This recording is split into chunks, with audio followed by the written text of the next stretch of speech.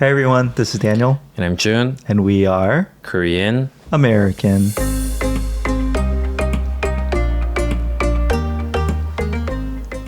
Hey Daniel. Hey Jun. Today we are doing a media review. Yay. Was this requested from our listeners? It was. Oh, it was. I wanted to do it anyway because it was very famous. Mm-hmm. It was very recently released on Netflix. Yes, last week I believe. Pretty recently, still in the theaters, right? In Korea. Yeah. Okay. I think it's in the theaters in the US too. Right now? Maybe. Yeah, I'm not sure. But honestly, even the thought of like a Korean movie being in theaters in the US, it's still kind of unbelievable to me. I don't know if this is the first, but I've never seen one. And what's the title? No Other Choice. Or in Korean, 어쩔수가없다. 어쩔수가없다. I think 어쩔 수 없어. It's a pretty direct translation, right? I feel like 어쩔 수 없어 has a bit more what can you do connotation. No Other Choice is a bit more like I have to do it. Oh, really?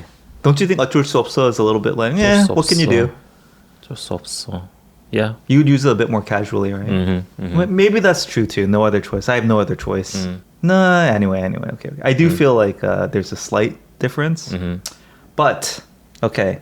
Let's see. As always, for our media reviews, this will contain spoilers. Yes. Oh, yeah. So if you want to watch it, don't listen. Organized. Oh, come on, Jun. We've done so many of these now. And beyond that as well, again, this is not... We will dive into the content and our opinions of the plot and things like that. But the primary goal of these media reviews is to highlight cultural differences from a perspective of an American and a Korean that you might not otherwise get. Yeah. And especially because this one has been, like we told you, very recently released on Netflix. So be very aware of the spoilers. And if you really want to listen to this episode, go back and watch the movie. And then or if you're not planning to, go for it. But I don't know why you'd listen to it anyway. But I think, all in all, I think you will enjoy the movie. Ooh, a little foreshadowing here. Okay, don't skip to the end, Jun. Yeah. Okay, maybe for some context, should I read this AI-generated overview? Go for it. No Other Choice is a critically acclaimed 2025 South Korean black comedy thriller directed by Park Chan-wook, or... Can you use the Korean name? Park Chan-wook. Oh, so much better. One of Korea's most celebrated filmmakers, known for Old Boy, The Handmaiden, and Decision to Leave. He also did Lady Vengeance, which we did a media review on before. Okay. The film stars an ensemble of Korea's top actors, including Byung-hun as the desperate protagonist Mansu, and Son Ye-jin as his wife, both of whom are amongst the most recognizable figures in Korean cinema. The cast also features Park Hee-sun, Lee Sung-min, Yeom Hae-ran, and Cha Seung-won, which, Jun, that's my name. Yeah. Seung-won. It's so funny because it never crossed my mind. Because, Because you've never called me, I mean, you don't even think of me as too, Seung-won. but also for celebrities, like the whole name is just like... Cha Seung-won. You can't say just Seung-won. Yeah. I never even thought of his name as Seung-won. Yeah. Because he's Cha Seung-won. Cha Seung-won. Oh. Yeah. Would you say that's a very generic and popular name? Seung-won? Yeah, like Seung-won. Seung-won itself is a very, very generic name, I think. I can't even have my Korean name. To be unique? I mean, Daniel Kim is like, I'm probably on like the 20th page somewhere. I think Kim Seung-won is your Daniel Kim in Korea. No. Okay. I got to go by Kim Daniel. Kim Daniel. I might have a chance at front page. Yeah. I won't. Okay. And Cha Seung-won, blending powerhouse performances with darkly humorous social satire. Adapted from the 1997 satirical thriller novel, The Axe. I did not know this was based on a book by Donald E. Westlake. No Other Choice follows a longtime paper company employee who, after being abruptly laid off, embarks on a grimly inventive mission to ensure his own survival and employment in a brutal job market. The film premiered internationally in competition at the 82nd Venice International Film Festival and has drawn enthusiastic reviews, boasting a strong reputation on aggregator sites like Rotten Tomatoes. Its award season run has been significant. No Other Choice won Best Film at the 46th Blue Dragon Film Awards, where Park Chan-wook also won Best Director, and Son Ye-jin was awarded Best Actress. In Korean, we call it 청룡 영화제, is how I think the Korean listeners might be. Blue Dragon. Yeah. Okay. 청룡. 청룡 영화제. Okay. With, I know 청룡 means Blue Dragon. Yeah. 영원제 must mean Film Awards. Yes. Oh, 영화. 영화. What was the last word? 영화제. 영화제. Oh, Yeah. 제 means awards. 제 means event. Oh, event. Yeah. Is there another way to say 제? Like, use 제 in another word. How might I remember 제? 영화제. I don't know. Okay. With Lee Sung-min taking Best Supporting Actor. Who was Lee Sung-min in this? The guy who his wife cheated on him. Oh, the first one to die. Yeah. Okay. Internationally, the film has earned multiple nominations at the Golden Globe Awards, Critics' Choice Awards, including Best Foreign Language Film and Best Adapted Screenplay, and has been selected as South Korea's official submission for the Best International Feature Film category at the Academy Awards.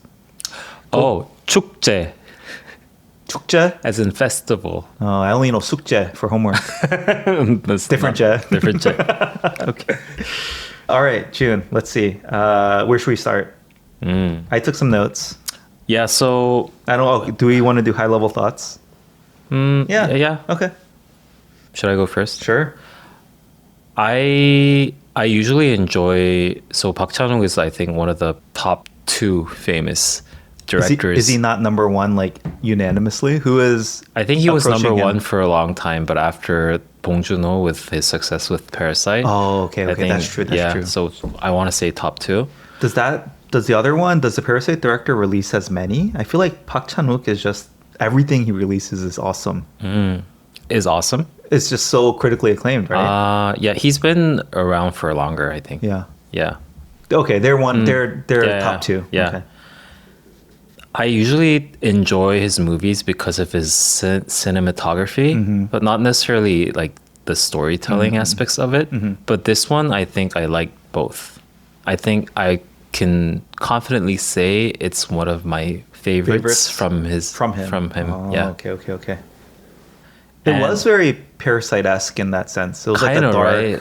humor. And like, especially because they highlighted that house. Oh, which the is kinda- house was also like the creepy. old, Yeah. Had secrets. Yeah, I enjoy the film very much, but usually when we do a media review, I have my laptop in front of me, Yeah. and I go like scene by scene and try to jot down everything that comes to mind that is Yeah. like very culture specific.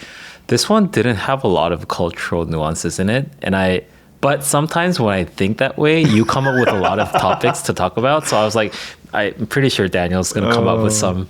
But This might be a short episode. so I have my note in front of me. Okay.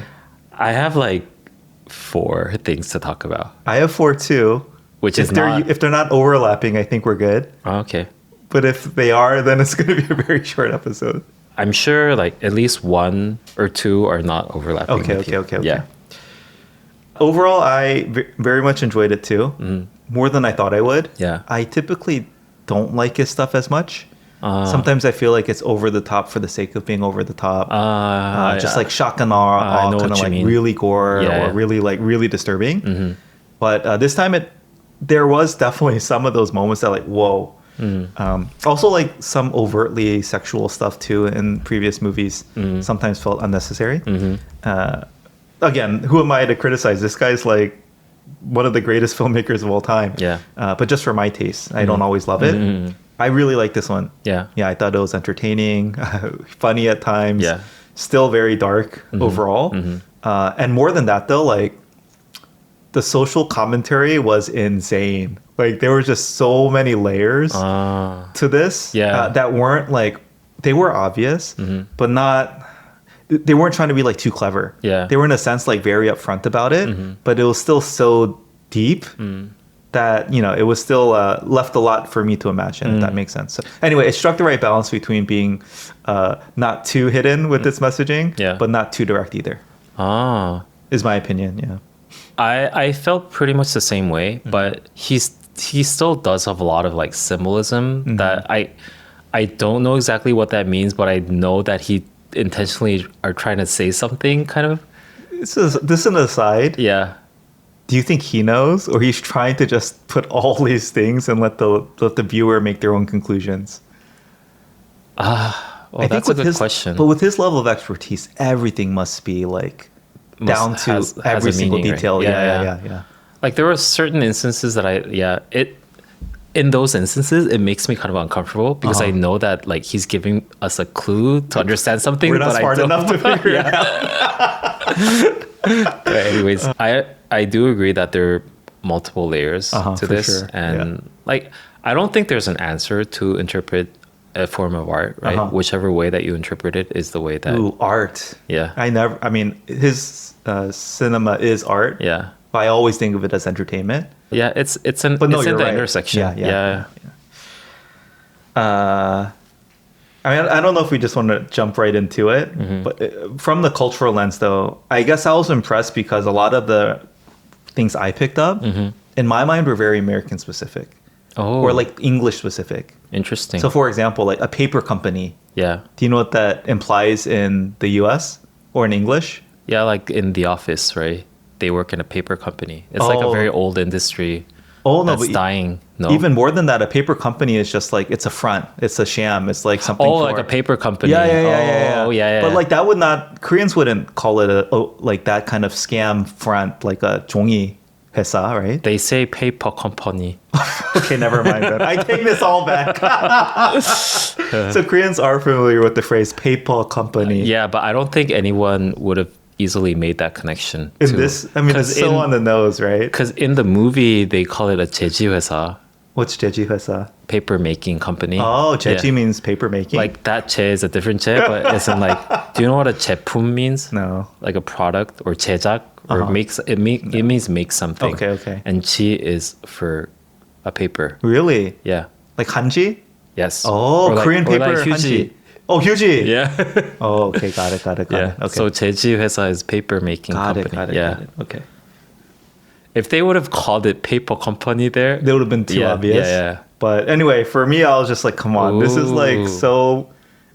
It's comical because it's so obvious that he created a paper company about a paper company. Mind blown. Oh, really? That didn't immediately hit you? Yeah. Okay. Anyway, I was impressed with that level because it was like, it felt very English oriented and American. In my mind, I was like, Koreans don't know what a paper company is, but they do. Yeah. Okay. Anyway, let's back to the point. Okay, initial thoughts. What else do we usually do? Oh, name. I feel like there's always so much in the name, but in this case, pretty standard. 어쩔수없어. Oh, and 만수. The name of the movie and then the name of the characters. Yeah. Because those are almost always lost on me. Oh. Yeah. I don't know if there was anything interesting about the names except for the names of the dogs. Yeah, okay. What was that? So the kids were named Siwon, Riwon. Siwon, Riwon, which also, is that a thing? Like Shi and Ri? No. Okay, it's just pretty generic. Yeah, I think it's common for siblings. So Siwon, the first son, is from the mom, right? Yeah. And then I think Riwon is from them together after they got married, right?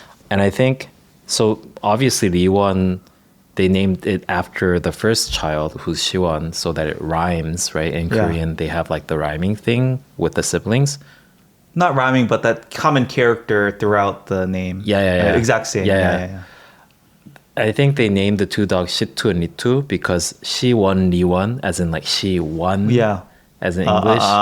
So it was a bit Riwon, clever. Yeah, and then Shitu, Ritu, yeah. So this was also playing into, they were like Korean family trying to present as more American and Western. Maybe. Yeah. Okay, because that was a theme, I think, especially in the intro.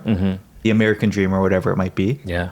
Okay, so one is like my name's Sung-won. So that's a common Korean name. But two would not be, right? No. Like Shitu, Ritu. No. Clearly they were using the English number two. Yeah. Okay, got it. No other meanings behind some of these names. Hold on, let me pull them up again. What were their names? I know that the guy's name was Mansu. Okay, so Son Ye-jin was Yu Miri or Yi Miri. Maybe one was the maiden name. And then Byung-hun was Yu Man-su. And then Yamheran was Ada. Park Hee-sun was Choi Sun-chol. Jung Yu-yeon doesn't say. Yu Yeon-suk was Oh Jin-ho.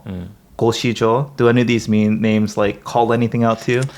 I don't know about the specific names, and this might just be my interpretation, but I thought that because who's it, Lee Sung-min's name? What was Lee Sung-min's name? Oh, anyways, the first guy that dies, right? Bunmo. Huh? Bonmo. Bonmo, right? Bonmo. Yeah. His wife's name is what again? Ada, right? Yeah. So I thought they're juxtaposing those two couples together, I think, throughout the whole movie.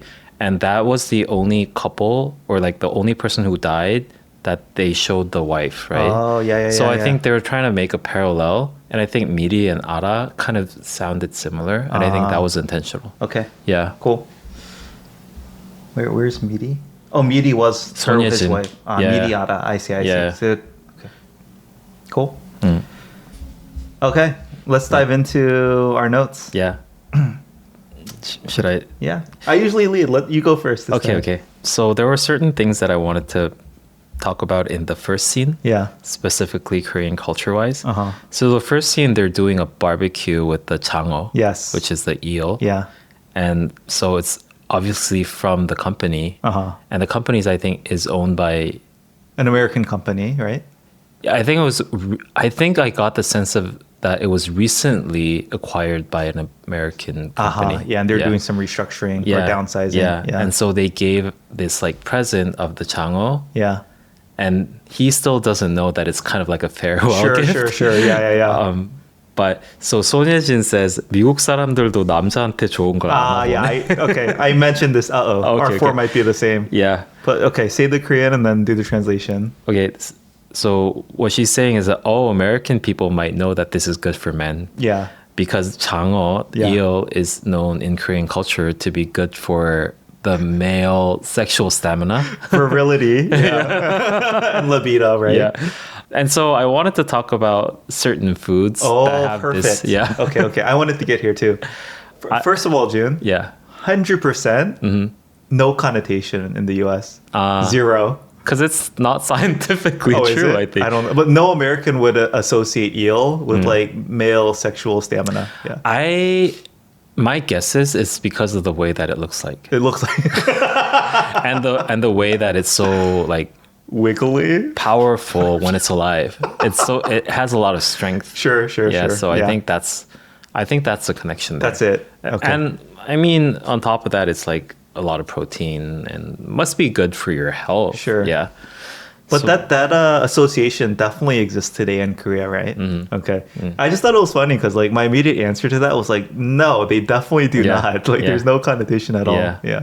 Yeah, I think that was the intentionally they were trying to be funny. Yeah. But I wonder if Koreans would know that Americans don't associate it with it. I don't know. I may be off. Some people might think it's a universal thing. Yeah, I may be off. I think there's no association. Yeah, because Americans, to begin with, don't really eat eel. No, it's not. Yeah, at all it's common. not. It is again in like unagi. It is unagi in sashimi or in nigiri. But June, you're not married yet, so you might not have this. But, thinking back now, actually, I got a lot of gifts that had I known the connotation from my in-laws or from older generation, would have been very like, whoa, what's that, right? So the first one is like the red ginseng. That's also known. I don't want to steal your thunder, but that's the only other, that one and one more. That one I also know is supposed to do this for men. So you're talking about hongsam, right? I think, red ginseng, the little pouches. It's not specifically known for that area. Okay. It's just good for your health, kind of. Oh, so if your in-laws are giving that to their son-in-law, there would be no awkwardness. It just, thank you. Yeah. It's not like, hey, hurry up and have some kids. No, I don't think so. Okay. I thought that was the other one that was very commonly associated with this. And then there's another one, which is like maca from Japan or something like that. I think is also known to be good for maca? male health. I think that must be more of a modern thing. It is a modern thing, And yeah. therefore, I think it's more scientifically proven. Other than like the fact that it has like form similarity. Okay. Yeah. The other one, the only one in the US I know has this association is deer antler spray or something. Spray? Deer antler, I think. Deer, like the animal deer? Yeah. Their antlers are known to be like whatever aphrodisiac or male libido supplement. So Antlers are the things on the horns. Oh, the horns. Yeah. Oh, Koreans use that. I think it's a very famous Chinese medicine ingredient. for that, Not for that. for general medicine. general health, yeah. Interesting. Mm. Okay. So I think there's like the big two. Okay, so And then- Janghao eel is and one. then one is kind of like tricky, I think. Okay. So one is Chang'o. I don't know the other one. The other one is it's a plant-based thing. Plant. Yeah. Can you guess? No idea. I'll give you some more hints. It's a berry, Oh, a berry? Okay. and usually it's taken in a form of alcohol. So they make alcohol with that berry. Oh, is it? Do you know Bokbunja? Yeah, that is it? Yeah, That? yeah. Oh, it is. Yeah. What is the translation? Bokbunja? Yeah. I think it's a type of raspberry. Oh, is it a raspberry? But Okay, it's okay. not. I don't know. I don't think it's exactly a raspberry. Yeah, But it got looks like a raspberry. And it think kind of in- tastes like. in other dramas. I can tell the connotation of that drink, Bokbunja or whatever, Yeah. is for like male virility. Yeah. Okay. So those are the two most famous. Yeah, and the name of Bokbunja is specifically named after that. That translates Yeah. directly. Not directly, but kind of like What is the hinting towards that. How would you translate it? Yeah. So in olden days Korea, Uh-huh. they used to have a urinal pot Oh. on your like bedside. Okay, sure, so sure. that you don't have to like, Bedpan, yeah. because usually in Korean have to like go house outside. settings, you didn't have a bathroom inside the house, so you had to go outside. You didn't want to do that, so you had like a little like porcelain pot, U.S. had this too. Yeah. and that's called yogang. Uh-huh. Anyways, but it means the name of the berry means to flip the pot. Flip the pot over. Yeah, because I think your pee stream is so strong. Oh, okay. Meaning that like Oh, yeah. so that's what it translates to. Yeah. Flipping up a pot. Yeah. Wow, I had no idea. Yeah. Okay. So those are the big two. Interesting. And the next one I think is some people might associate it with it, some people might not, are oysters. Okay. Now that you mentioned that, Yeah. that is true in the U.S. too. Oh. Yeah, I think it's considered like a aphrodisiac or whatever. Oysters yeah. are? Yeah. I think that is shared. Oysters is shared across cultures. Yeah. Okay. I'm curious for our listeners if there are other countries that have these random like foods or fruits associated with There must be. male libido and virility. Yeah. please comment on the I'm sure that would be fun. yeah. So are there any other food that are related to that? None that I'm aware of, to be honest. Yeah. And so this like male like stamina Yeah. in Korean, it's called 정력. 정력. Okay. Yeah. And I think it's very famous in Korea to say that once you introduce a food by saying this is good for your 정력, immediately it'll go extinct. It'll sell out. Yeah. Because everyone wants it. Yeah. And so famously there was like I think the early 2000s or mid 2000s, there was a problem with the ecosystem because there was a foreign type of frog that was introduced in the Korean ecosystem. Yeah. And it was called 황소 개구리. And 황소 means ox. Okay. And I think it was named that way because the thing was so big. The frog was like this It's a big. massive frog. Yeah. I don't know why, but it's not an issue anymore. Yeah. But it was a serious issue in that era, right? Everyone was like, 황소 개구리 is like messing up the ecosystem Sure. because it's like eating everything up, right? And jokingly, everyone said, why don't you just say that this is good for Everyone your will capture it, 정력? eat it. So people are very, I think, obsessed about this in Korea. I'm curious, like, even today, where maybe science can debunk that eel has any effect. I mean, I'm open to it actually having an effect. I just don't know. Yeah.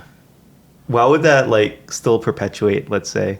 Like, when do you think this will ever die off in Korea? I'm pretty sure people don't really believe in it. Okay, But okay. it's kind of like a fun thing to say. Yeah. Yeah. I'm curious. I'm sure there might be some American things I might be mistaken.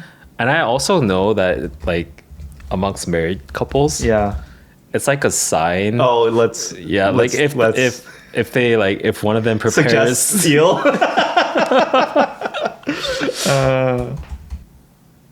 Oh, okay. I mean, the American list from AI is very generic. They're like red meat, dark chocolate.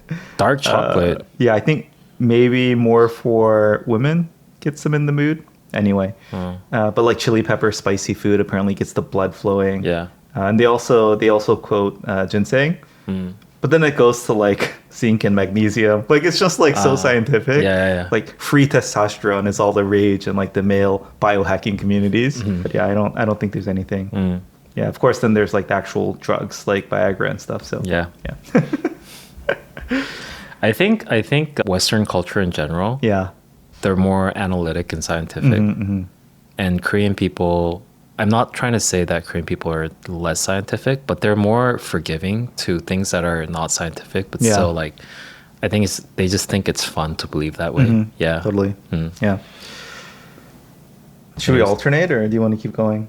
I have one more in the first scene. If Okay. you want to move on to a different scene. No. then- You do your first scene takes, and I'll do my first scene takes. Oh, okay. I guess that you probably noticed this too. But there's a scene in the first scene where it's like kind of the scene where it depicts that this family has like have it all now. They made the dream. They bought the dream house. They have like Totally. and then the guy gives shoes as a gift Yes. to Yeah. the wife. And she says 신선물하는 거 아닌데. Yeah. There's a myth in Korea. You never give your significant other shoes, right? Yeah, because they would take the shoes, they would put it on and run away. Yeah. I know that one crosses cultures, not as far as Really? I'm aware in America. But like I know it's a very common Indian tradition too. Oh, is Like it? the night before a wedding or whatever, I think the groomsmen's or maybe the bridesmaids. Anyway, they run to the other person's house and take all their shoes. Really? So they can't run away. Oh, that's so funny. Oh, wow. So it's a multicultural thing. Yes. But I don't believe anything exists in American culture as far as I'm aware. Yeah, but that one they explicitly said, right? Like, oh, you shouldn't give this to your partner. I might run away. Yeah. Cool. Did you notice that though when they were saying it in the movie? Oh, yeah. Oh, She cool. explicitly, the translation was like, oh, you shouldn't gift these, Yeah. right? So it's very obvious. Yeah. And before that, I did not know that was like a stigma. I would not have known that. Okay. That's all for me Okay. for the first scene. Oh, June. This opening scene, though, for me, it was so brilliant. It was so good. Yeah. I think for the first maybe 2-3 minutes, I wrote down like, oh, is this supposed to be taking place in America? Because there's so many, it's not. It's very Yeah. clearly not America. Yeah. But then like, quickly 5 minutes into it, I was like, oh, no. It's in Korea, but they're very much trying to present them as like living the Western ideal. The American dream. Exactly. That's Yeah. exactly what I put. I said, it is this weird hybrid of the American dream in a Korean setting. So, 2.5 kids, white picket fence, big Yeah. dog, grilling outdoors, Yeah. right? It's just like they nailed it. And then what really did it for me was his mustache. Yeah. I don't know what that was supposed to be, but it was clearly not attractive. It was almost like, I'm like American. I can grow facial hair or Yeah. I have like a mustache. Yeah. I just thought it was so hilarious. Did you it was realize the that? cherry on top. Did you realize that every time he like makes it, He has grows it. Yeah, exactly. Because in the end scene, he has it too. But when he's like struggling, he shaves it. Yeah. I just thought it was so funny. I think they were trying to depict the irony of like him. It's like just as he achieved the American dream, he gets fired by the American company. Yeah. Again, that social commentary was so obvious, but really good, well executed, in my opinion. Yeah. But yeah, that mustache, like it was made to look fake, right? There's no way that that's his actual mustache. Yeah. I just thought it was so funny. Yeah, I loved that opening scene though. I thought it was almost perfect. I loved how the building looked actually. Oh, really? Yeah, from the outside. I wanted to make a note. I think this is right. The exterior had no wood. Oh, it didn't. Did you notice that? It But was brick and concrete. But that's typical for a Korean house, though. Oh, but I Yeah. think it was very intentional maybe in that. Yeah. Because, nowadays, most American houses, I believe, are like, their frame is wood. Oh, are they? And so I thought it was a very intentional point to show that there was no wood on the exterior. Of course, inside was full of wood, Yeah. but nothing on the exterior. I'm sure it must mean something. By the way, now that you mentioned the inside that is full of wood, Yeah. it's kind of like your typical like 70s, 80s house. In Korea. Yeah. Oh, interesting. That's how it looked like. Okay. It's very dark for some reason. Yeah. Yeah. I remember my grandmother's house kind of like that too. Yeah. They use like very dark wood. I don't know. But that would not have stood out to you? That was like, oh, there's no wood on the outside. No, because I think that's what a typical, because it's depicted as a very old house, right? Because it was a house that he grew up in. And that's styled house, which we call it in Korea a 양옥.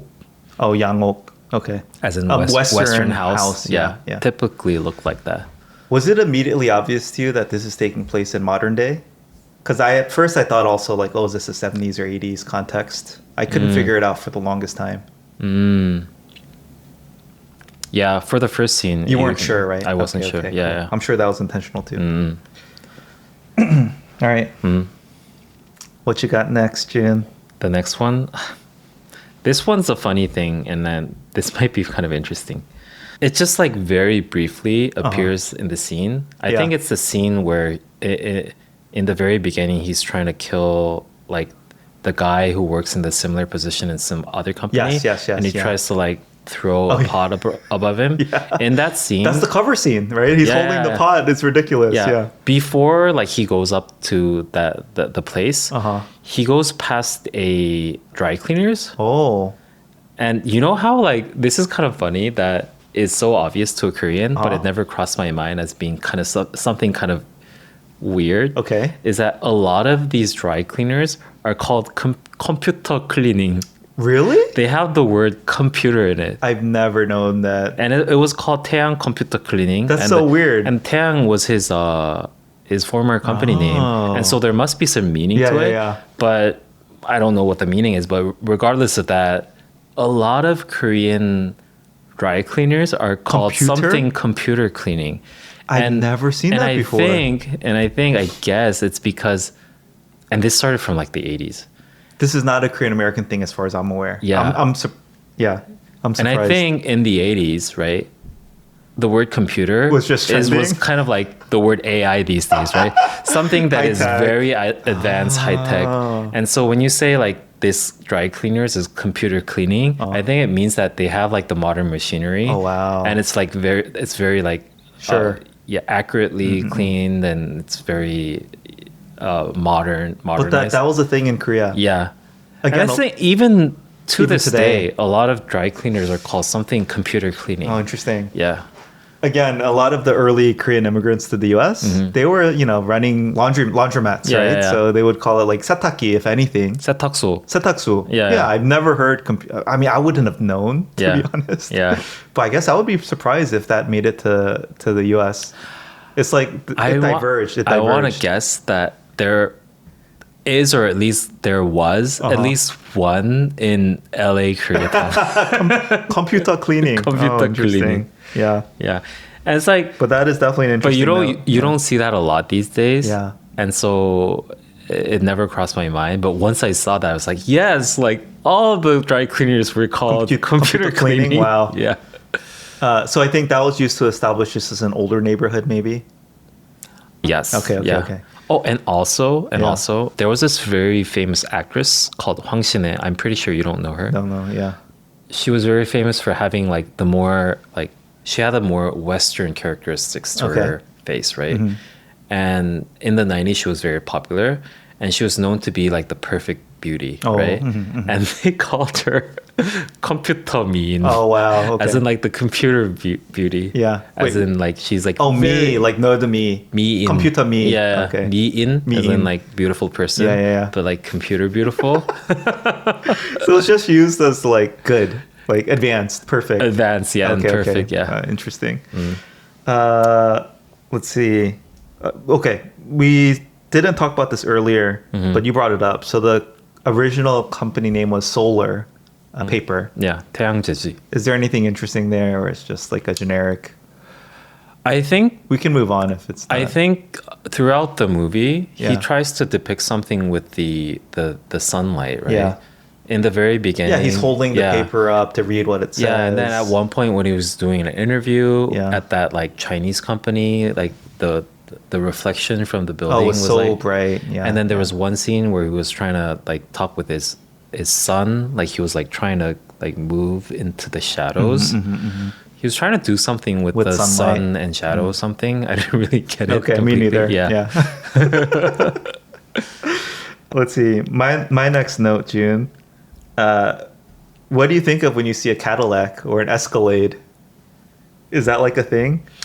Oh, the car? Yeah. So the American executives who were, laying people off, they rolled up into Escalades. Yeah. You usually don't see any Cadillacs or Escalades in Korea. Yeah. But do they know that's like? Would they recognize that car, an American brand? Like, what does it symbolize to them? Nothing. Nothing at all. Oh, okay. Because it is kind of a status symbol. A lot of rappers used to talk about the Escalade. Yeah. And the Cadillac. I'm pretty sure it might not be anymore, but it's like the de facto Secret Service thing. You just like shuttle people around, VIPs. So it definitely just carries that connotation. And I was just curious if a Korean would pick up on that. Is that a car brand? So the Cadillac is the car manufacturer, Yeah. and the Escalade is the model. But I mean, again, it's like it's just it's a thing of rolling up in like the Cadillac, the Escalade. Yeah. Now that you talk about it, when I lived in the States in the early 90s, Yeah. we had a Korean family neighbor who we got very close to, and their mom used to pick us from and to school sometimes, Yeah. and she drove a Cadillac. They were well off. They're expensive. But it was like the old school. It had like the very, I don't know, I can't describe it. okay. Yeah, like the taillights were like very pointy. Yeah, but it wasn't an SUV. SUVs weren't around back then. It wasn't an SUV. Yeah. But Cadillac also has like a, kind of a luxurious bent to it. Maybe not as much anymore. But yeah, the Escalade for sure. It's like a staple car.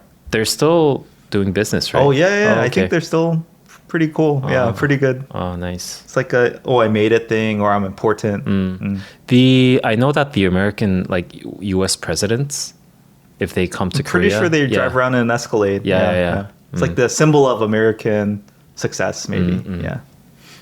There's an equivalent in Korea. It used to be the Genesis. I don't know, but pre-Genesis. Oh, pre-Genesis. Yeah. Oh, that symbol, that funny symbol. It's like a circle but staggered. Osiris? Is that not it? Oh, Pyrrhus. Is that not it? But What are you thinking of? Traditionally, it was the Grandeur. Oh, the Grandeur, really? Yeah. The Hyundai Grandeur? Yeah. Oh, I would never have thought that. Oh, that was a symbol of luxury. How times have changed in Korea. Owning a grand. I thought it was called Grandeur. Grandeur? Grandeur. Oh, I would call it Grandeur. Because EUR, DEUR. Illusions of Grandeur. Illusions of Grandeur. I don't know. In Korea, it's called Grandeur. Oh, Grandeur. Yeah. Okay. So, and then DEUR, right? DEUR. GRANDEU. Okay. And so the very early Grandeurs, they came out in either the late 80s or the early 90s. And at the time, those cars were very angular, right? Yeah. So we called it Gak-Grandeur. Gak means angle. And that was a symbol of luxury. You made it. Yeah. Cool. Did your neighbors growing up have a Gak-Grandeur? I remember in my whole like 아파트 단지, Yeah. there was like one or two. Wow. Yeah. Yeah. Cool. Again, man, times have changed. And what would be the luxury status car in Korea and the US these days? Now? Yeah. Oh, there's so many. Bentleys probably. Oh yeah, Bentleys. Yeah. Rolls Royce is like the classic. But I pretty think much the same. Rolls Royce and Bentleys. Yeah, Yeah. pretty much. But if we go to just for the Korean brands, I think it's the Genesis G90. Yeah, the SUV, right? No, the sedan. Oh, is it a sedan? Oh, okay. Yeah, I think the SUVs are called GV something. GV? Yeah. Yeah. Oh, okay. I thought it was the Genesis. Is that what it is? Yeah, Genesis. Genesis. Yeah. Yeah. G90 Genesis. Yeah. How is Genesis doing in the States? I wouldn't know. Yeah. I do know the Hyundai EVs overall, I think, are doing quite well. Oh, they are? Yeah. I hate their design language for their EVs though. Mm-hmm. I don't like it when they try to like Porsche overly look. trying to look techie. And it's kind of Yeah. tacky, not techie. They're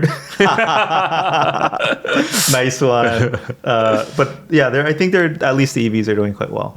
The Ionics. Yeah. My next one. Oh, sorry. I think back to you. Or I think. Oh, I'm done with the computer cleaning. Oh, computer cleaning. I think in that scene, let me piggyback off that scene. Mm-hmm. This is not anything. This was probably one of the funniest things for me, where it's like he put down the small pot, because then you're like, oh, he like has second thoughts. Yeah. And then he picked up the bigger pot. I thought that for me was the funniest scene. Oh, really? In the whole movie. I thought he just thought that it's not big enough and he just put it down. No, but come on. When he first put it down, you're supposed to think he's having second thoughts. For sure. That's true. That's true. Yeah. That was so funny to me. But I wanted to ask you, this was in line with the earlier thing about eels. Obviously, this is a classic, must be a kid's like 5-year-old joke in Korea, right? But the red chili pepper in Korea is called the gochu, which is the exact same word for penis, right? But did that have any significance at all? Like when you saw like and he eventually buys the like gochu plant, right? And his paper company is called the Red Pepper Paper Company. Oh, he did eventually call it that. Yeah, it's called the Red Pepper Paper Company. Okay. Yeah, was there anything like, is there anything significant to that? I don't think buying a chili pepper plant, calling it a gochu. Oh, me personally? No, just my in general experience? in Korean. Oh, they always society. do that. Yeah. Yeah. It's ha ha ha. They always laugh when they yeah. say, oh, gochugaru, gochu, whatever. And it's not just a name. It's just named after that because it looks like that. Is I that don't- true? Yeah, I don't think what came first. It's really named after that. My guess is the plant came first, Sure. and then they called the thing No. after that. It's really just directly like that. Yeah. Oh, just I guess some part of me realized it was too much of a coincidence. We're like there's too much beating around the bush that do No, the just like- listeners know what we were talking about? I said, yeah, Okay. I said red chili pepper in Korea is called Yeah. a gochu, Yeah. and that's literally the name for penis. So, Yeah. But in my mind, growing up, and like I guess to this point too, I always thought like, oh, it's so random. Like, why are these two things named the same thing? Like, Yeah. they should just change one. How did this come to be? But you're saying probably just because it looks like it, they just named it that. Yeah. Okay. There's another example. Do you know what a 총각 kimchi is?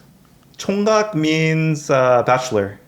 Yeah, but have you had a 총각 kimchi? Yeah, it's it's just like a Oh, is that why they name it? Yeah. It's like a baby radish, right? Yeah. Oh, they call it 총각 kimchi Yeah. because it's like a. I get it. Okay. It's so un-PC. I never made that connection before. I always wondered why they called it 총각 kimchi, Yeah. but I thought it was like some other meaning. Like, oh, bachelors love it, whatever. It's like, I see. Yeah. Got it. Okay. My next one, after they lay off the company, and they were doing this like touching the neck and temple while reciting. Yeah, what was that? Is that a Korean thing? I don't think it's a Korean Okay. thing. It's But I probably think just- it must be like an actual thing though, right? That they do for like relieving stress or something. I don't I've never seen that before. But it was so specific to be made up. I thought it was just kind of funny. Like they were just like doing whatever they could to ease the pain of this Yeah. like horrible thing that they were doing. And it was like, come on, this is not helping anyone. Yeah. But so no significance to you either as a Korean. No. I would say none as an American. Yeah. But again, I thought it must be something that they actually do. Because it just like, it was so Too specific. random. Yeah. It's also just so ridiculous. Yeah, So yeah. I don't, maybe that was just the point. Okay. I made a note. This is not at all related to culture. He loves plants, but he works for a paper company which like kills plants. Obviously, there's like a lot of symbolism there. Yeah. And this is where I also noted the house has no wood on the outside, but it's all on the inside. Oh. So I don't know what that means, but I just noted it. Yeah. It never came to mind, but I think it's true. Uh-huh. Yeah. Because there was a very specific scene where he's watching like Instagram of the guy who he later kills. Yeah. And he like The influencer. yeah, the influencer says like, oh, like people say that paper companies are bad because they cut all the wood, but we actually like grow like Yeah, the plants we dedicated kill. plants for that and Yeah. cut it off. Yeah. Yeah. I mean, also, it was hard. Again, it was very apparent, but like bonsai is the art of like deforming trees. It's like almost cruel to the trees in a sense. But this guy like loves plants, but he still wants control over the plants. And Yeah. just kind of his life's a bit contradictory in that sense. Yeah. Like plants make his life and his career. Yeah. And he loves raising them, but also again, he has to kill them to make a living. Yeah. Again, a lot of social commentary steeped in it. Yeah. And later he makes a human bonsai. Yeah, that was probably the most disturbing scene in the movie. Yeah. What's your next note? I'll jump in when we get to that scene. Oh, okay.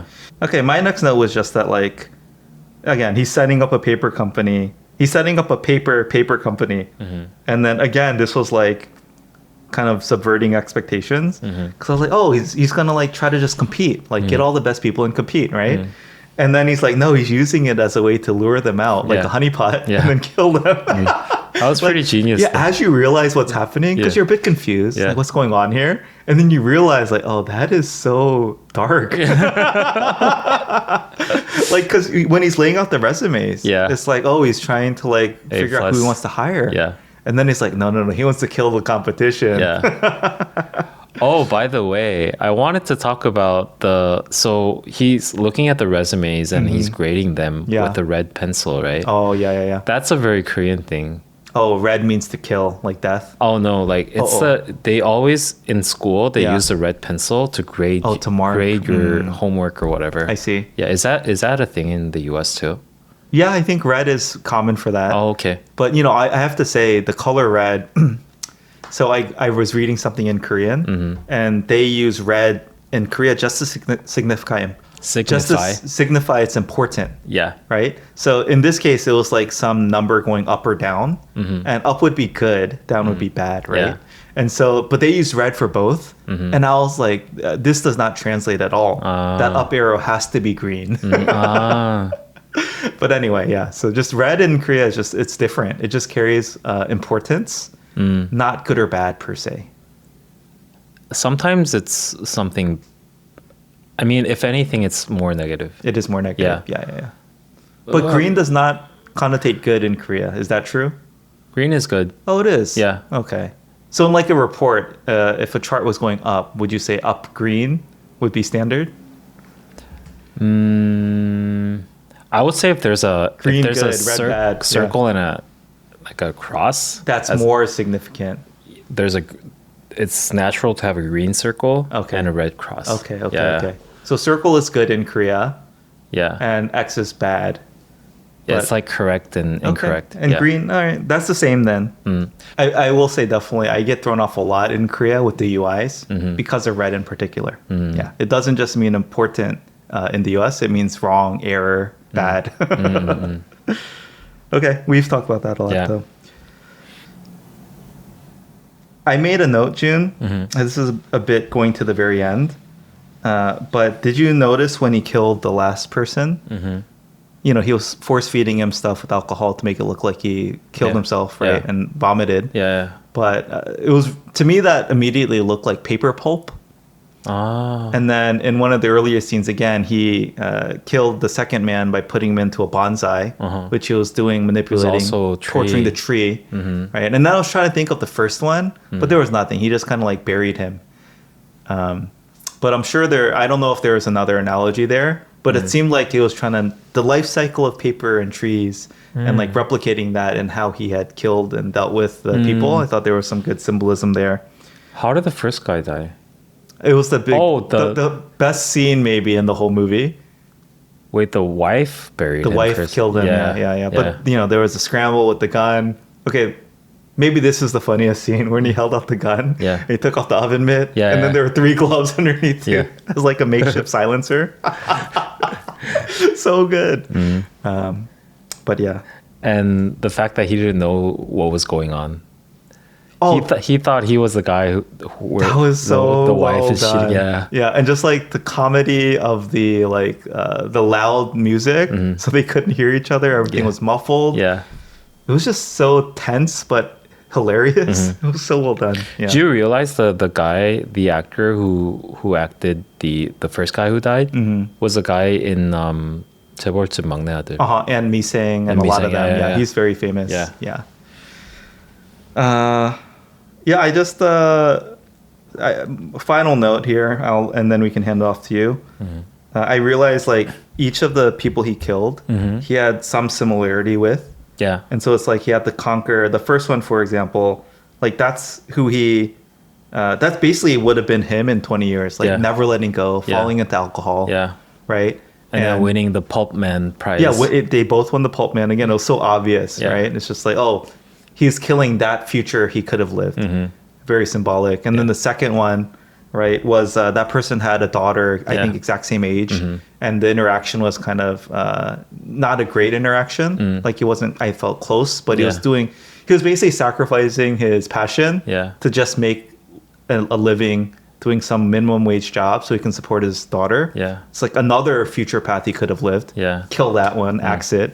Right. And then the final one was like, succumbing to alcohol, becoming like that's the job he wanted, right? So he like basically could have lived that life. Yeah. But then, that guy had a child too, I believe they said, but they never showed the wife or kid. So he's just alone, right? He basically chose his house. I think they're separated or divorced. Yeah. He chose his career over his family. Yeah. And so I thought, again, very symbolically, he physically killed these people. But in a way, he was also killing these future life outcomes for him and just going back to his own. Yeah. But anyway, yeah. I don't know if my next scene is... You might have more scenes before my scene, but I'll just go anyways. No, I mean, I went to the end of the movie, so... Oh, that's it? Yeah. I just wanted to talk about... Because I think someone brought this up in our Discord. Oh, they did? About... So in the dance party, where it's supposed to be like a costume party. Sure, yeah. And all of I think the dental clinic employees are dressed in Indigenous... Oh, yeah. She came as Pocahontas. So because like, I think they were talking about how Korean people are less sensitive in these topics of like trying to dress up in Indigenous culture stuff. I think that's okay. Yeah. I took no offense at that at all. Yeah. It's like a Halloween thing, right? You can kind of everything is fair game. Yeah, but they won't do that in the States, or they would be very careful not to do it if you're not part of that culture. I think it's okay. Really? Yeah. Because it's like, oh yeah. So there were controversies around this guy in the K-pop group, which I mentioned that they're a mixed gender group, All Day Project. This guy called Tarzan. Yeah. He was like criticized amongst the especially American audience because he had dreadlocks. Oh yeah, cultural appropriation. Yeah. Isn't it like kind of like that though? This is gonna sound wrong, but the indigenous people don't get much credit. Okay. They're just not, sadly, right? I think at the same level as maybe other races in America. But in general, like I'd say, doing a Pocahontas themed thing with like, I guess the American colonizer would be maybe a little bit bad taste. But as far as like dressing up and trying to cosplay as indigenous people, I don't think there's any issue with that. Yeah. Okay. At least I don't, in my mind, that's not cancelable yet. Yeah. So to be honest, like as an average Korean person, if I just watched the movie without reading the comment in Discord, sure, it would have never been something very significant to me. Yeah. Okay. Yeah. Like you wouldn't even be aware this is potential risk for being canceled. Not at all. Was the Discord comment? I'm curious. Was it saying it was culturally inappropriate? Something around that topic. Oh, really? Yeah. Interesting. Yeah, I may be wrong here. Yeah, I'm out of touch. touch. Don't know what their stance was, but they brought up the topic. Oh, yeah. Okay. Cultural appropriation. Yeah. It was okay. I think more than the dressing up as indigenous people when you're not, it would be portraying John Smith as the colonizer with the colonized. I think that there's been some pushback there. Where it's like, hey, Pocahontas, like, we should not be celebrating this couple as a Disney couple. Some colonizer took advantage of the local indigenous people. And, yeah, so I think that's more the angle. Is that character John Smith someone that every American would just immediately know if they Definitely that outfit did not scream John Smith. I was also confused, like, who was he supposed to be? Yeah. But the name and character and, like, marrying or whatever Pocahontas, that's a very famous story. Oh, really? Yeah, I didn't know at all. Oh, have you ever watched the Disney movie Pocahontas? I did watch Pocahontas the movie, but I was too young at the time to really understand what was going on. Yeah. And in Korea at least, it was the movie that came after two very like mega hits. Oh yeah. Which was like Lion King, Beauty and the Beast. Yeah. Or like I think before that there was the Little Mermaid too. Yep. And then Pocahontas was a little bit Like of a a dud, letdown. Oh, it was the same in the US too. Okay. So I don't think I really maybe I've even not have watched it. Yeah. I don't think that story would ever be celebrated today, is what I'm saying. Okay. But yeah.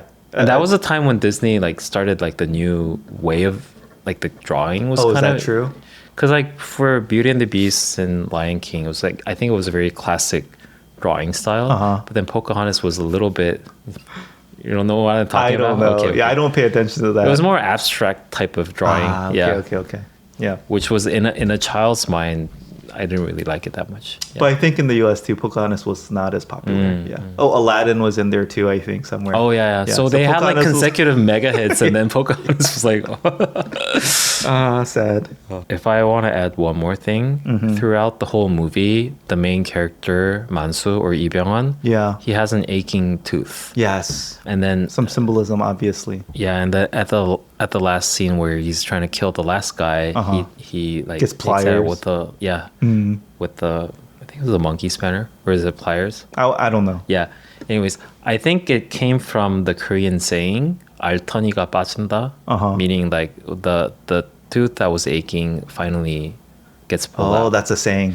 It's like something when there's like a chronic trouble that you always have suddenly gets resolved. As someone, June, with new tooth pain, I can really empathize with this. Oh, you have tooth pain? Yeah. Where? Right here. So it started off as cold sensitivity. And then that got fixed. But now I have some, like, when I bite, it hurts. So I think it's a cracked tooth, and I'll get that fixed too. Oh, you have to do every, like, dental or medical before I thing leave, Oh, interesting. So that was very overtly symbolism in Korean I think so, context. Everyone knows that phrase. Yeah. I don't think there's an equivalent that I'm aware of, tooth related. But yeah. Have you ever had tooth pain? It's the worst, man. It's so bad. My mom's a dentist. So I had like regular checkups every summer vacation. Me too, June. Oh, really? When you get old. Yeah. Just going back to the symbolism again, like when he literally planted the human and then force fed him, right, to fake the drowning. Again, it was still obvious, like he's planting him like a tree, but then he dug him out to like leave him out because it felt a little bit like unnecessary. Like they didn't go to that length, but I thought it was very symbolic that he is planting him into the ground and then unearthing him later after he's dead. Speaking of that scene, I thought it was kind of like a very specific and weird way to kill someone. Because when he put like the what's it called, the 갈대기, the thing, the bag, or the funnel. Oh, funnel, yeah. When he put the funnel in his mouth and then they shoved in like I think it was like ground beef or something. At first I was like, is he trying to make a sausage out of it? Oh, interesting. It was kind of weird. And then he poured now that you mention alcohol. It might have been like ground because there was a pig theme throughout, right? Pigs are greedy.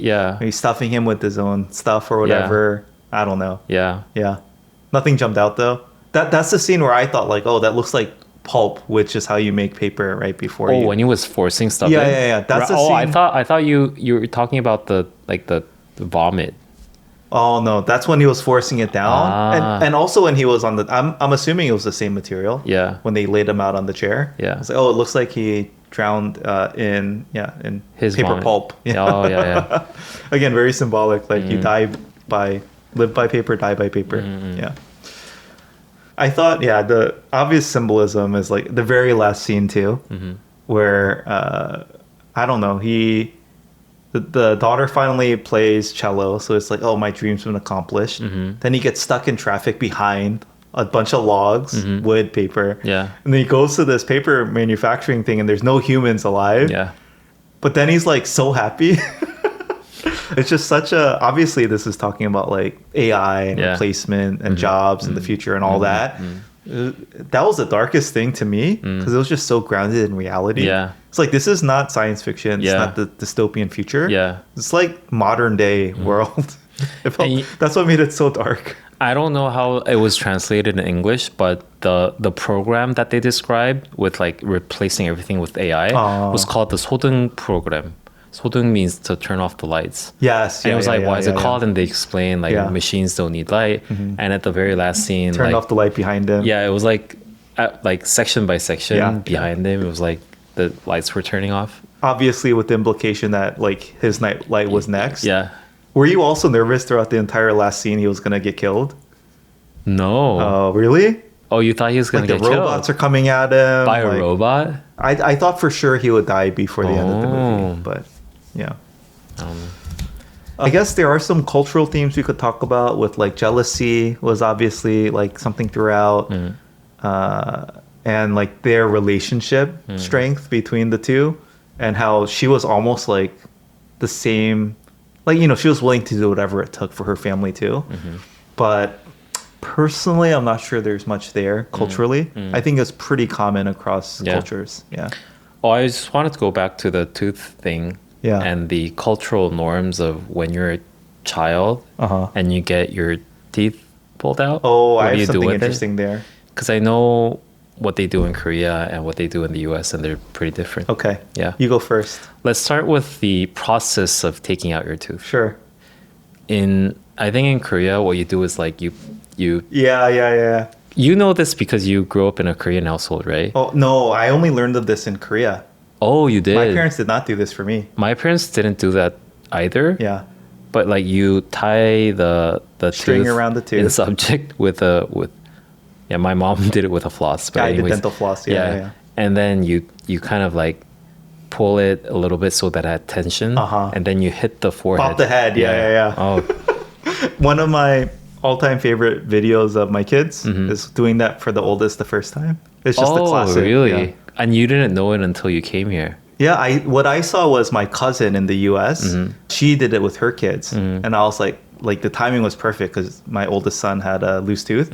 So I used it with him, and now you do it for all the kids. Oh. And they love it. They get so excited to get their tooth out. Really? Yeah. I was so scared all the time. Oh, really? No, my mom never did that. Oh, she didn't? But she did. Okay, how did you get it out then? I think my mom once did the thing where like, oh, look there. And then she just pulled it out. Yeah. Which I hated. It traumatized me. But then, because she's a dentist, and she told me that you don't have to force pull it out. And it'll naturally someday just come out. Oh, interesting. Yeah. So I just like waited. My experience growing up in a Korean American household was they would tie the string and then tie the other end to a door and then slam the door. Yeah. I thought that felt very Korean to me. Yeah. I hated it. So scared. Yeah, it's just so like scary. Crying. Yeah. And the problem is like doors don't slam shut that easily. Oh. It didn't work the first time. I'm like, I definitely have trauma from this. But yeah, I do pull it out while I hit their head. Yeah. And like they're distracted by the head. Yeah. And then just comes out. Yeah. Do Koreans have the concept of a tooth fairy? Yeah, so I was going to talk about the thing that they do after. Okay, so after the tooth is extracted. No, we don't have a concept of a tooth fairy. What we do is that we throw it over the roof. I vaguely knew that. Yeah. But I feel like this is more universal in Korea. Is it? I don't know. It's for some reason in my head, this is like European too or something. And I'm not 100% sure. Now maybe my memory is hindered a bit, but I think it's because of like a bird would get it and fly away. I don't know. I'm not sure. But anyways, we throw it over the roof. Yeah. Problem is Koreans live in apart now. You can't do that. Can't do that anymore. Yeah. What did he do with the tooth after he pulled it out? Did he do anything with it? He just put it on top of the table, and eventually- he didn't later remember when to he was take like it. getting rid of the evidence, he Yeah. just took it with him. But they didn't show anything beyond I don't that. think so. Yeah. Let's see. Oh, the other thing I wanted to mention. Obviously, Americans have the tooth fairy. So you put the tooth under a pillow, and then at night the parents sneak out, Yeah. replace it with money. Yeah. Used to be $1. I've heard there's been inflation, so it's up to 5 maybe. We leave 5,000won, Uh-huh. but one time we didn't have it. Small bills, right? Who has cash these days? Yeah. So I put manwon. Yeah. And then now, like, everyone's upset if the tooth fairy doesn't bring at least manwon. Yeah. Oh, so expensive. But But there's so anyway. many things that American parents have to do. Yeah. Yeah. Pretend that they're Santa Claus and then yeah. Tooth Fairy. Yeah. Easter egg hunt. It's a lot of work. Yeah. But I was going to say, June, we have not done this yet. I would say pretty confidently most Korean parents take their kids to the dentist and have the dentist pull it out. I pulled out every single one of my kids' teeth, or it's fallen out on their own, right? I laughed when I first heard it. The idea of going to a dentist to do something that a parent should do, to me was like, oh, come on, that's not good. But now that I think about it, it's so easy to just book a thing. It doesn't cost much money. It's kind of nice if you could just take your kid to the dentist to get the dentist to pull it out. But this is where, like, I feel like, again, to your point, there's so many things that American parents have to do. But for me, I want to do it as part of the experience. Yeah. Whereas I think in modern Korea, it's just like whatever's best, convenient, fastest, efficient. Yeah. Like, I'm just going to do that. So they don't hold on to all these, let's say, traditions and do this and that. Yeah. It's just anything 귀찮아. Yeah. Let's just optimize for convenience is Yeah. how I see it. I can't say it's a bad thing. It's just so different from how I grew up and think about parenting. So That's not one of my favorite aspects of Korea. That the fact that they want to optimize everything in expense of like erasing like fun things and memories and all that. On that note, how do you feel about parents, like, do you know when children are infants, Yeah. some parents put on a helmet oh yeah, to make their yeah, head yeah. More prettier? circular and Yeah. even and yeah. What do you think about that? We did not use it for any of our kids. Our kids' head shape is all generally fine. But I can honestly say, right, the heads are very malleable in the early days. And I've seen some babies, sometimes they're like on their head too much. It doesn't look great. So I see nothing wrong with it. Oh, Yeah, really? yeah. Okay. So in that sense, I don't think they're like very actively trying to shape it. My understanding is they want to either it was deformed a bit because they were on their head too much in a certain position, right? And they want to correct that, which I think it's fine. It's like corrective vision or whatever. But if they are actively trying to get it to be a certain shape, here's an extreme example. If they started doing foot binding for heads, because small heads in Korea are more aesthetic and attractive, especially for women, Yeah. that to me is so wrong. That's like torture. Yeah. Right? It's like foot binding level pain. Yeah. But my understanding is that's not it. They're trying to correct something, a bit of a deformity.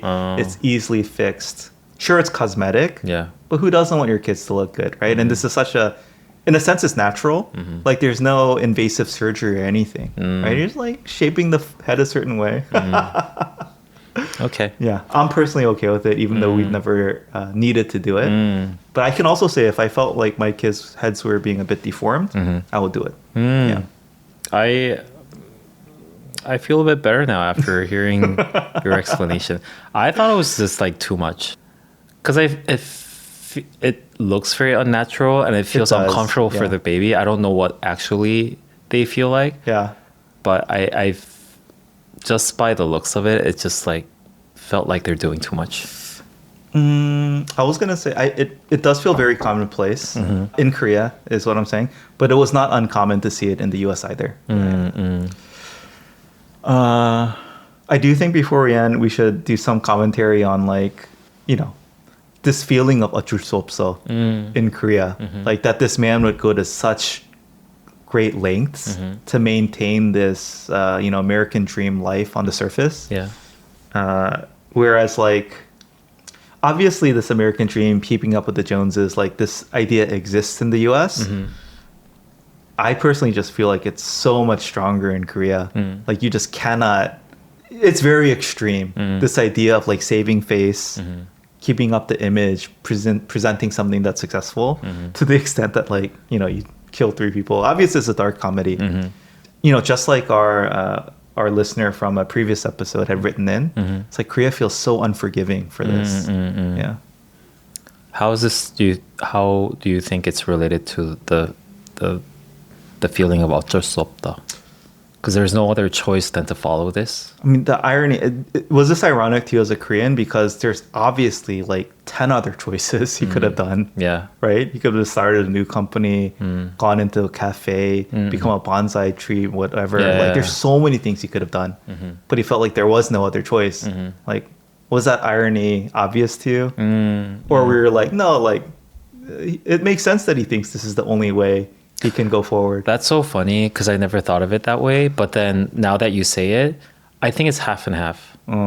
Like, because there are obviously like actually apparently saying things, laying out the different choices that he could have made, right? But then he ends up saying that I'm a person who has to do this like paper thing. And therefore he almost like described it as it's his destiny or his calling that he just has to do. And so I resonated with that a little bit. Like, why couldn't he do something else? But then it felt very natural to me that he thinks that way. Yeah. Yeah. That I think is definitely a foreign reaction. Yeah. To Americans. But obviously it's extreme though. Of course a Korean would think, oh, this is insane to just kill your competition to get that job for yourself. Yeah. Yeah. I do sometimes feel like, although I am a Korean myself as well, and I definitely do have some certain aspects like that as a Korean, but I also didn't, I think, follow the very traditional path of success in Korea. Sure. Yeah. And so because I didn't live that way, there is a sense of liberation. And I think it makes me much more comfortable in making life decisions because like in my mind it's like I didn't do this and this anyways. And I'm not like that perfect, you know, like in Korea we call it the elite course, like you do this and this and this and that. The golden path that every Korean tries to subscribe to. And so it gives a sense of huge relief and liberation. And I hope a lot more Koreans can think this way. For sure. Yeah, I'd agree with that. And there's nothing wrong with my life right now, I think. So it turned out pretty well. Yeah. For anyone thinking like 어쩔 수 없어, I have to keep going down this path. It's so hard, but I just need to work harder. There might be alternatives. Yeah, there might be. And it's not that all that bad. There's always a way. I think. Definitely that image of the American dream. I think it's pretty much gone in the U.S. today. I don't know if Korean listeners are like, oh, that's my dream. The American dream's still alive and kicking. Pretty much it's dead in the U.S. That's my feeling. Really? Yeah. What's a typical American dream imagery for you? Like living in suburbia. Of course, the imagery is still there. But it just seems so out of reach for everyone. I know. I just wanted you to describe it as an American for Korean listeners. Oh, I said it earlier, right? Like white picket fence, single family home, 2.5 kids, a dog, and, nice car, going on vacation twice a year, right? I think that's the American dream, retiring at 65 on a pension. Yeah, that is pretty much out of reach for most Americans these days. And so I think like, hey, if I can live debt free, eat out once in a while, enjoy my subscriptions, that feels like the modern like reality that most people are trying to get to. Do you think it's because it became so difficult to achieve that, or they're pursuing different dreams? I think it's just it's out of reach, unattainable. And just that it's almost like a myth now. It's been shattered. Like that is just not, you can't work hard, pull yourself up by your bootstraps and just make it through hard work. It's so hard to do nowadays.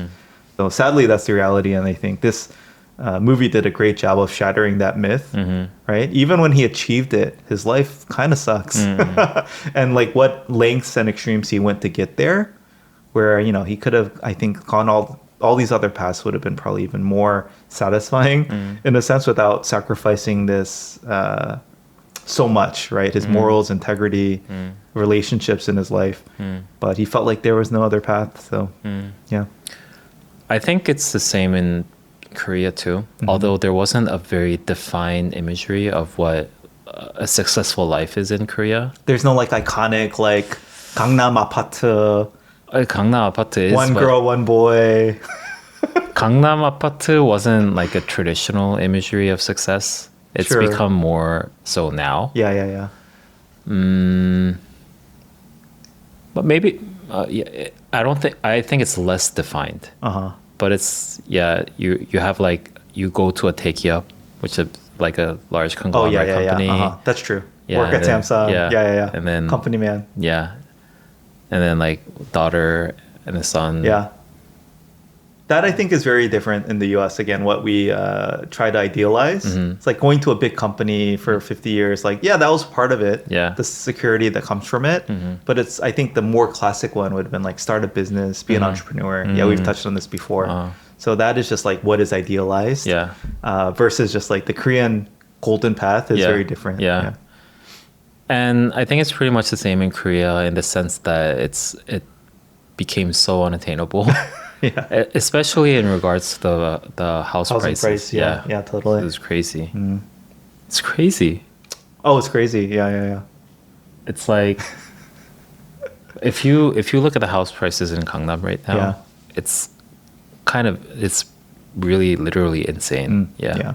And the president, he's like doing a lot of press stuff these days. He's like on Twitter and stuff. Oh, really? And like very directly saying things about the house prices and the fact that he's trying to do something, so you should sell it now, kind of. But I think the Korean public have been through this before. And it's never going down. Yeah, it never worked. So yeah. I think it's tied to the janse system. Yeah. Okay, one more thing comes to mind, Jian. Koreans really are afraid of living in single-family homes, aren't they? Like not in the safety and security of like an apartment community, right? Because this really seemed to play into it. Like it's so dangerous. What goes on in these homes? Like all sorts of things, right? Whether it's, you know, having an affair, being killed, burying things, cutting off humans, right? Like it's just, I felt like this really was played into a ton. Because personally, I know that Koreans do have a stigma with security in these homes, right? Interesting. And like those CCTVs that are on every single family home all over the house, I think in America that would be seen, maybe not these days, but historically it'd be like, oh, they're very paranoid. That's like over the top. You don't need that level of security. Like, why don't you trust your neighbors, right? It's changing a bit now. But I know in Korea, like, man, I was touring before we decided to move into our apartment. I was looking at some single family homes. And I remember thinking, like, why does it have 20 CCTVs? It's like really extra. Like, it's right next to a bunch of other houses. You don't need this much security. Yeah. And then I was talking to our agent, and like, no, I think Koreans really feel unsafe in single family homes. But I don't know what your thoughts are there.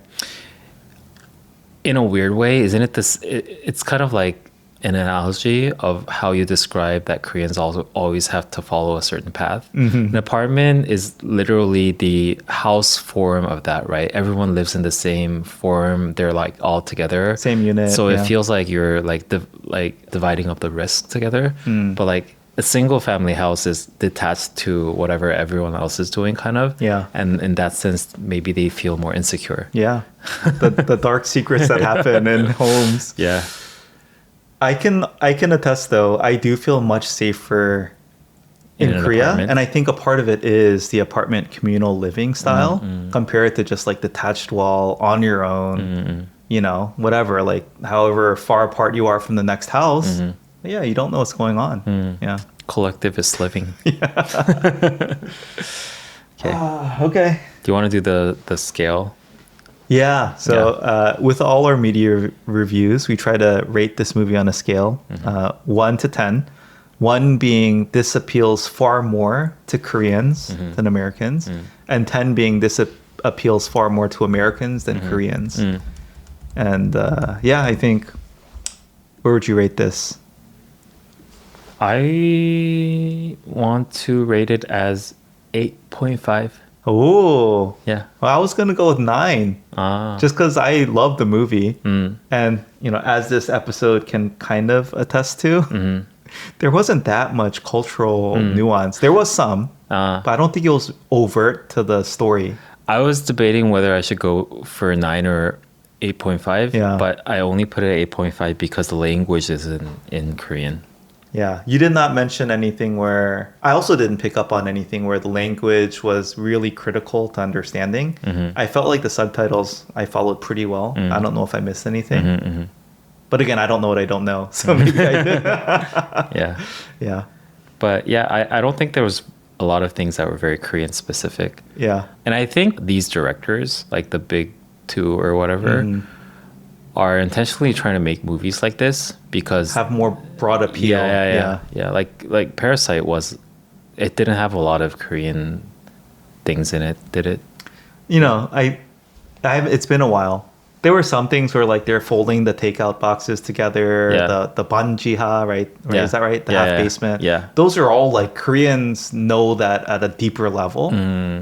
That's true. But I think it's a kind of obvious thing, like, they're folding takeout boxes. That's not, a penny per thing. Yeah. Or like they're living in this underwater thing that can't be, nice. I think it's all obvious. But I do think, it hits different for Korean still. Yeah. All right. I'm surprised we made it up to 1.5 hours. Yeah. Anyway, Jun, I think this was a perfect commentary though on Korean society. It's such a dog-eat-dog culture, sadly. Yeah. I mean, the world is. Capitalism is, right? But Korea, for me, for whatever reason, it just feels so much so.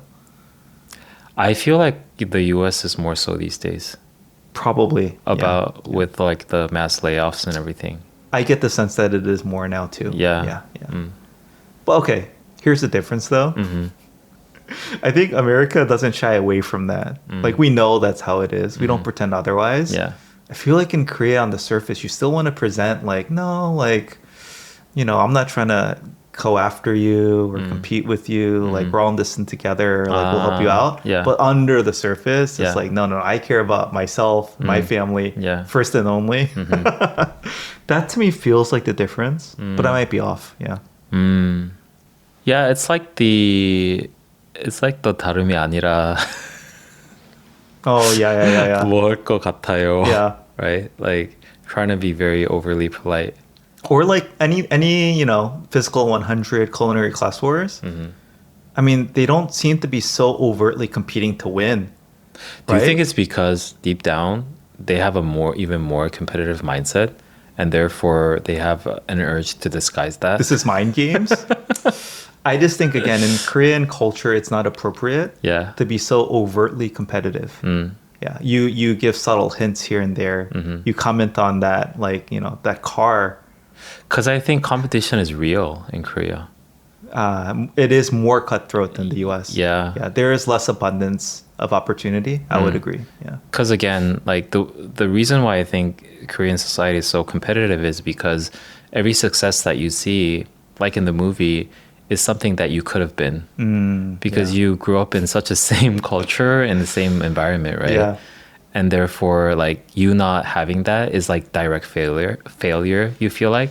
Whereas in the US, right, there are like many different cultures, many different like social classes almost. Yeah. That's really hard to cross over.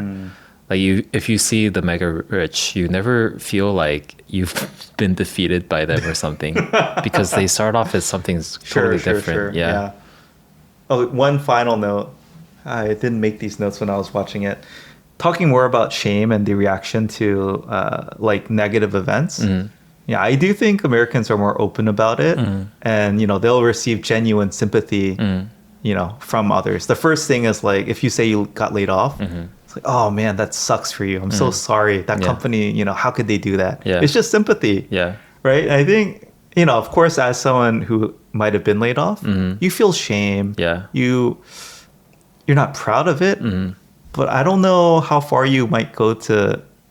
No, I don't know if this is any different. Because in The Incredibles, Mr. Incredible also was hiding it, right? It's something you're ashamed of as, kind of providing for it. But I do feel like in Korea, there's even more shame. It's not like, oh, the company sucks. It's like, you messed up. Shame on you. Not, oh, that's a rotten situation. Right? So I think there are two aspects to this. Yeah. The first thing is that there isn't really a culture of laying off people in Korea. This is true. And therefore, a lot of the times when you are departing from a company involuntarily, it's because you're fired and not laid off. Yeah. And so naturally, people might think that there's something wrong with you rather than the company. And you're just saying you got laid off instead of saying I got fired. Yeah. So that's one thing. I see. The other thing is that I think it's related to the harsh competition thing. Yeah. Like in a very harsh competitive environment, you don't show your wound to your competitors. Interesting. Yeah. Yeah. So I think those two. All right. Well, that does it for our media review. Yes. Bit disjointed and light, definitely light on the culture. But I highly recommend watching this movie. It's very entertaining. Yeah. I enjoyed it. Yeah. And yeah, it's in that realm of, I don't know, the closest thing I think of is the Knives Out series. I haven't watched that. Yeah, it's really like just dark humor, satirical in nature, but humorous and entertaining at the same time. Yeah. Okay. All right. Sadly, did it already not win some things, or is it yet to be determined whether it's going to win some of these awards? I'm not sure, but I think it didn't get nominated, It right? didn't win a lot of prizes that was expected. For sure. guess, yeah. Yeah. I think they had very high hopes for this one on the international award level. Yeah. But, yeah. All right. I personally thought, I thought Sonia Jin was maybe the strongest actress in this. Yeah. And in general, I never thought she was a great actress. So it was good to be... You didn't like her in Crash Landing? Yeah. No. I mean, K-dramas, it's hard to show like a true range. I haven't watched that. That I haven't role, watched that, right? by the way. But anyway, I thought Lee Byung-hun, is that his name? Lee Byung-hun. Yeah. I mean, I was not blown away by his acting. Thought it was fine, but I didn't feel anything more. I thought his acting was pretty good. Yeah. Actually amazing. Maybe you're more in tune with nuances and like facial expressions or whatever, but I never sensed like inner turmoil per se, or like the where he has to like, what's the right word? Like where he switches over entirely to the dark side. Like I didn't see that as much. Yeah.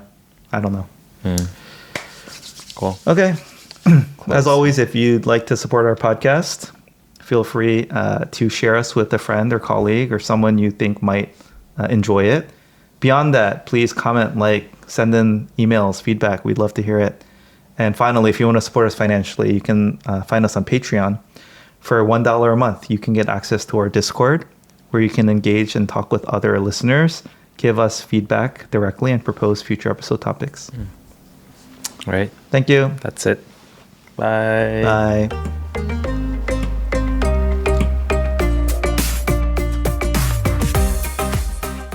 Oh, okay. Maybe then it's like kind of... I think the texture and everything, and slimy. Oh. Is it related to like the semblance to... Never mind.